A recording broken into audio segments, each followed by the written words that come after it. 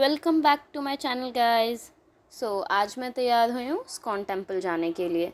ये same day है जिस दिन बोनालू फेस्टिवल था, उसी दिन हम गए थे। उसी दिन कैमरे में पोज दे देना, थोड़ा सा तैयार हुए हैं लड्डू मेरे बेटू, थोड़े से मेरे बेटू तैयार हुए हैं। हाँ मम्मा भी तैयार हो। देखो देखो, इधर इधर पोज देंगे, इधर हाय कर दो, हाय।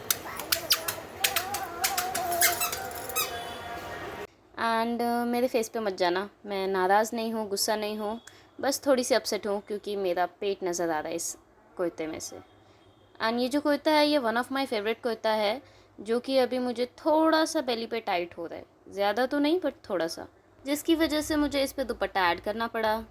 इस कुर्ते के गले पे इतना प्यारा मिरर वर्क है जो कि मुझे बहुत पसंद है, बट दुपट्टा ऐड करने की वजह से वो पूरा कवर हो रहा है। और जब हम जा रहे थे तो मुझे नहीं पता था कि हम इस्कॉन टेम्पल जा रहे हैं, मुझे पता था कि मंदिर जा रहे हैं, तो दुपट्टा तो ले लिया मैंने, बट इस्कॉन जा रहे हैं ये हमें वहाँ पहुँचने पर ही पता चला। सो आई एम वेरी ग्लैड कि मैंने अच्छा सा कुर्ता डाला था, अच्छे से तैयार हुई थी। इसके बाद हम चल दिए एंड आधे रास्ते में मेरे बेटे ने गोदी चेंज कर ली, कहते पापा पाश, पापा पाश। एंड इस्कॉन टेम्पल जहाँ हम रहते हैं उस लोकेशन से काफ़ी दूर है, ऑलमोस्ट 1.5 घंटा लगा हमें वहाँ पहुँचने में।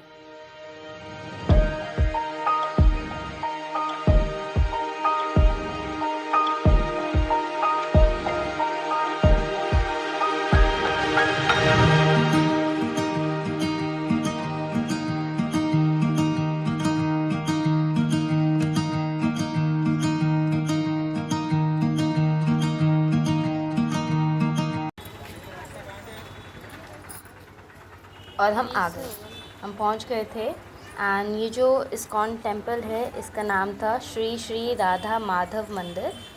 और हम यहाँ 5:30 से 6 के बीच में पहुँच गए थे। एंड तभी भी इतना रश था उस दिन, बिकॉज़ फेस्टिवल था ऑब्वियसली, वो नालू था, तो ज़्यादातर लोग रेडी थे, तो सब घूमने आ गए थे यहाँ पे। एंड हम भी आ गए थे। एंड फिर इसके बाद हमने अपने जो पैर है धोए बाहर, एंड देन उसके बाद अंदर प्रवेश किया। मैं फ़र्स्ट टाइम आ रही हूँ यहाँ पे, जैसे कि मैंने ऑलरेडी बताया कि मैं पहले भी हैदराबाद आ चुकी हूँ, बट मैं इस्कॉन नहीं आई थी। मैं इस वे से मैं गई थी एक बार और किसी काम से, बट मैं इस रास्ते से जाते हुए भी मैं इस्कॉन टेम्पल नहीं आ सकी थी।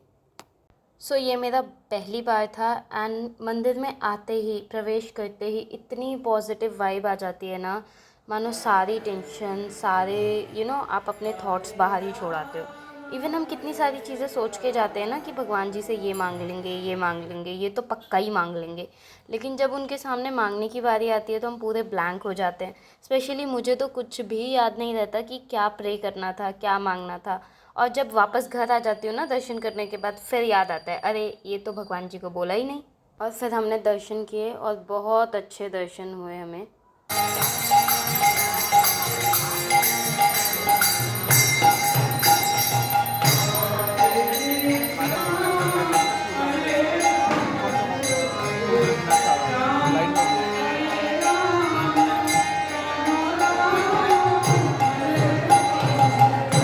और बाबू तो इतना एक्साइटेड था, वहाँ पे जो भजन मंडली थी उनके पास जाके ही खड़ा हो जाता था, बार बार सारी चीज़ें देख रहा था, सुन रहा था, और सबको क्लैप कर कर के बोल भी रहा था राधे राधे बोलने के लिए। ज़्यादा तो मैं रिकॉर्ड नहीं कर पाई, बट जितना भी था वो बहुत एक्साइटेड था एंड बहुत एक्टिव था वहाँ पे, मानो उसे भी वो सारी पॉजिटिविटी फील हो रही थी। मंदिर एक ऐसी पॉजिटिव जगह है ना जहाँ पे आप नेगेटिव सोच ही नहीं सकते, एंड आप कुछ भी नहीं सोच सकते वहाँ पे बैठ के, कुछ दिमाग में आता ही नहीं है आपके सिवाय भगवान जी को देखने के। एंड यहाँ पे लाइव चल रहा था, लाइक लाइव मैंने यहाँ पे पहली बार ऐसे इस्कॉन में होते देखा है। मैं दिल्ली के इस्कॉन में भी गई हूँ, द्वारका के इस्कॉन में, बट वहाँ पे ऐसे लाइव नहीं देखा मैंने, बट यहाँ पे लाइव हो रहा था। संध्या आरती भी लाइव गई थी यहाँ पे। एंड ये हैं स्वामी शील प्रभुपाद जी। इनके दर्शन करने के बाद और भगवान जी के दर्शन करने के बाद हम लोग नीचे चले गए थे, बिकॉज़ नीचे भी ग्राउंड फ्लोर पे भी कुछ शॉप्स थी जहाँ पे हमने जाके थोड़ा सा एक्सप्लोर किया। एंड वहाँ पे तिलक भी लगाया, चंदन का तिलक, जो कि हमने खुद से अपने लगाया था। एंड वहाँ पे ऐसे टावल्स भी रखे हुए थे एंड मिरर भी था कि आप खुद से देख के लगा सकते हो एंड हैंड क्लीन कर सकते हो।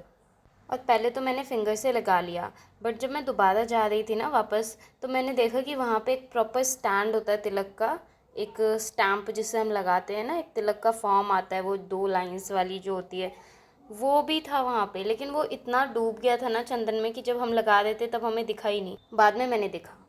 साथ ही मैंने ये भी रियलाइज़ किया यहाँ पे कि जब तक भगवान नहीं चाहते ना तब तक आप उनके दर्शन नहीं कर सकते। बिकॉज 2024 में भी मैं हैदराबाद में थी और मैं चाहती थी इस्कॉन जाना। ऐसा नहीं है कि मेरे माइंड में थॉट नहीं आया था, मेरे माइंड में थॉट आया था, बट मैं नहीं जा पाई थी। कहीं ना कहीं ये चीज़ वाकई में सच है कि जब तक भगवान नहीं चाहते ना तब तक आप उनके दर्शन नहीं कर सकते। और ये इतने कॉन्फिडेंट से मैं इसलिए कह रही हूँ क्योंकि सेम इंसिडेंट मेरे साथ एक बार और हो चुका है। हम लोग वृंदावन गए थे, वहाँ पे हमने बांके बिहारी जी के दर्शन कर लिए थे, बट राधा जी के लिए हमें बरसाना जाना था। हमने बरसाना के लिए वहाँ पे ऑलरेडी सारी चीज़ें फाइनल कर ली थी, बुकिंग कर ली थी गाड़ी की, इवन हम गाड़ी में बैठ भी गए थे। बट हमें पता नहीं क्या हो रहा था वहाँ पे कि हम 3 बार गाड़ी में बैठे एंड तीनों बार हमारी बुकिंग कैंसिल हो गई किसी न किसी वजह से, एंड हम नहीं जा पाए बरसाना। ये वाकई में सच होता है कि जब तक भगवान नहीं चाहते ना तब तक आप नहीं जा सकते। बिकॉज सब कहते हैं कि बरसाना आप तभी जा सकते हो जब तक राधा रानी आपको ना बुलाए, जब अगर राधा रानी का बुलावा आएगा तो आप जा पाओगे। और अगर आप मंदिर जाके भगवान के दर्शन कर पा रहे हो ना, तो ये आपका थॉट नहीं है, ये भगवान जी का थॉट है कि उन्होंने आपको बुलाया है अपने दर्शन देने के लिए। इतना प्रॉमिसिंग है ना ये चीज़, इतना अच्छा थॉट है ना ये कि बस दिल खुश हो जाता है। फिर हमने संध्या आरती देखी।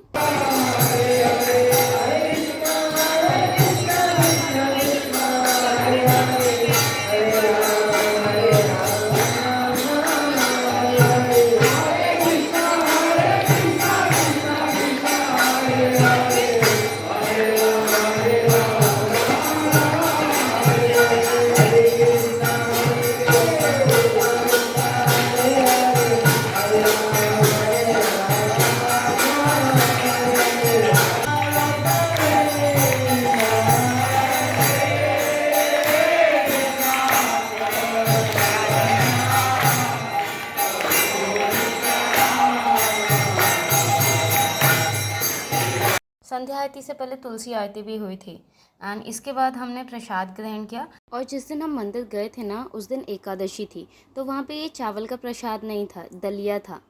एंड चावल की जगह पे दलिया रिप्लेस करके पता भी नहीं चल रहा था कि ये दलिया खा रहे हैं। एंड फिर हम घर वापस आ गए।